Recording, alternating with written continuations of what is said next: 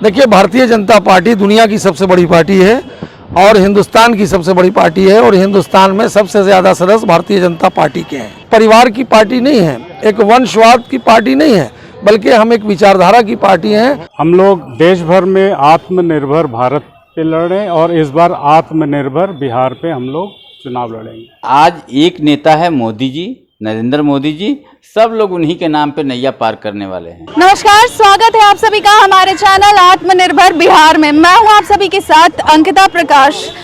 इस वक्त हम मौजूद हैं बीजेपी दफ्तर के बाहर। बिहार विधानसभा चुनाव को लेकर तारीखों का ऐलान हो चुका है। अब ऐसे में चुनावी सरगर्मी है वो काफी ज्यादा तेज हो चुकी है। इसी बीच हम निकले हैं और जानेंगे यहाँ के कार्यकर्ताओं से और लोगों से कि इस बार चुनाव को लेकर क्या कुछ हो रहा है और बीजेपी चुनाव में किन किन मुद्दों पर बातचीत करने वाली है। तो चलिए हम कुछ यहाँ के कार्यकर्ताओं से बात करेंगे और जानेंगे कि इस बार चुनाव की जो सरगर्मी है उसमें वो क्या कुछ तैयारियां कर रहे हैं। सर, आपका नाम? स्पोक पर्सन बीजेपी डॉक्टर शमसी। सर, जानना चाहेंगे इस बार चुनाव को लेकर बीजेपी अपनी दमखम किस तरह से दिखाएगी? देखिए, भारतीय जनता पार्टी दुनिया की सबसे बड़ी पार्टी है और हिंदुस्तान की सबसे बड़ी पार्टी है और हिंदुस्तान में सबसे ज़्यादा सदस्य भारतीय जनता पार्टी के हैं। हमारा लगातार ऑर्गेनाइजेशनल काम होता रहता है, चाहे पन्ना प्रमुख का हो, बूथ का हो, पंचायत का हो, मंडल का हो। तो ये हमारा रूटीन वर्क है। हम कोई दूसरी पार्टियों की तरह एक परिवार की पार्टी नहीं है, एक वंशवाद की पार्टी नहीं है, बल्कि हम एक विचारधारा की पार्टी हैं और पार्टी विथ आइडियोलॉजिकल मूवमेंट है। तो इसलिए भारतीय जनता पार्टी जो है, और पिछले 15 सालों से जो बिहार में एनडीए की सरकार है और देश के अंदर जो हमारे यशस्वी प्रधानमंत्री नरेंद्र मोदी जी हैं, उनकी अगुवाई में सरकार है। तो देश में नरेंद्र मोदी जी का चेहरा है, बिहार में नीतीश जी का चेहरा है। एनडीए का नारा है विकास विकास विकास। बिहार की जनता ने डेवलपमेंट के नाम पर मन बना लिया है और जो ये विधानसभा का चुनाव होगा, बिहार में 200+ के साथ एनडीए सत्ता में पुनः काबिज हो। तो चलिए आपसे अगला सवाल ये करेंगे कि अगर एनडीए की सरकार आती है तो आने वाले दिनों में प्रधानमंत्री नरेंद्र मोदी बिहार के विकास के लिए और बिहार को आत्मनिर्भर बनाने के लिए लगातार जो काम कर रहे हैं, तो आगे आने वाले अगर वो जीत जाते हैं तो क्या कुछ होगा? देखिए, जिस तरह से एक ज़माना था जब बिहारी कहलाना अपमान था 15 साल पहले, और अब नरेंद्र मोदी जी और एनडीए की सरकार में बिहारी कहलाना सम्मान की बात हो गई है। और जिस तरह से चाहे सड़क हो, पुल पुलिया हो, स्वास्थ्य हो, शिक्षा हो, रोजगार हो, सभी क्षेत्रों में जो डेवलपमेंट हुआ है और ख़ास करके फूड प्रोसेसिंग के मामले में जो बिहार आत्मनिर्भर हुआ है, चाहे डेयरी प्रोजेक्ट हो, चाहे मछली पालन हो, चाहे लीची उद्योग हो, चाहे मखाना उद्योग हो, अगर आप देखेंगे तो बिहार पूरे देश में 83% मखाना का जो है बिहार में उत्पादन होता है। सर, आपका नाम? मेरा नाम डॉक्टर विक्रमादित्य नारायण है और मैं भारतीय जनता पार्टी का कार्यकर्ता हूं और प्रधानमंत्री के पॉलिसीज़ के और स्कीम्स के ऊपर मैं कार्यकर्ता में उसकी विचारधारा को फैलाता हूं। ठीक है सर, आपसे जानना चाहेंगे इस बार बिहार में विधानसभा चुनाव होना है और तारीखों का भी ऐलान हो चुका है। 28 तारीख को सबसे पहले चरण का मतदान होना है। तो कोरोना को मद्देनजर रखते हुए जिस तरीके से सब कुछ किया जा रहा है, बीजेपी भी तैयार है और बिहार में कहीं ना कहीं पीएम नरेंद्र मोदी को काफ़ी ज़्यादा पसंद किया जा रहा है। तो आने वाले दिनों में प्रधानमंत्री नरेंद्र मोदी बिहार के विकास के लिए क्या कुछ करेंगे? देखिए, हमारा जो इस बार प्रयोजना है बिहार के लिए, हम लोग देश भर में आत्मनिर्भर भारत पे लड़े और इस बार आत्मनिर्भर बिहार पे हम लोग चुनाव लड़ेंगे। हर क्षेत्र में रोजगार की व्यवस्था की जाएगी। इस बार बीजेपी कितने सीटों पर चुनाव लड़ेगी और जीत हासिल करेगी? देखिए, वो तो हमारी पार्टी की व्यवस्था अभी आज या कल तक घोषणा कर देगी कितने सीटों में हम लोग लड़ेंगे और कितने हमारे साथी एनडीए के साथी लोग लड़ेंगे।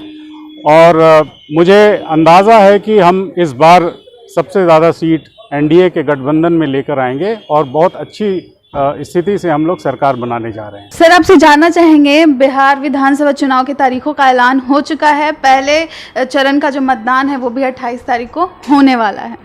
तो बीजेपी कितनी ज़्यादा तैयार है? जिस तरीके से लगातार बिहार को आत्मनिर्भर बनाने के लिए प्रधानमंत्री नरेंद्र मोदी किस्तों में सौगात दे रहे हैं, तो आने वाले दिनों में अगर वो जीत हासिल करते तो और क्या कुछ बिहार के विकास के लिए किया जाएगा?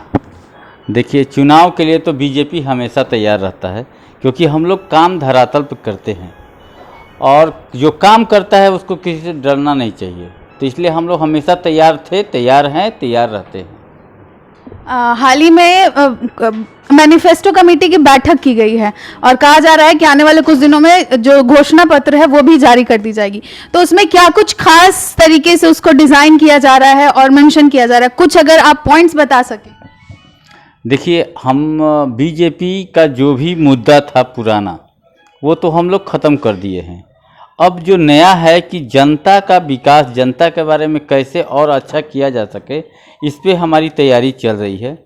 जैसे कि बहुत से जगह पे कहाँ पर क्या काम होना चाहिए जो कि जनता का अब तक नहीं हुआ है, उसी की तैयारी में हम लोग लगे हुए हैं और बहुत अच्छा है। मैनिफेस्टो आएगा तो आप लोग देख लीजिएगा।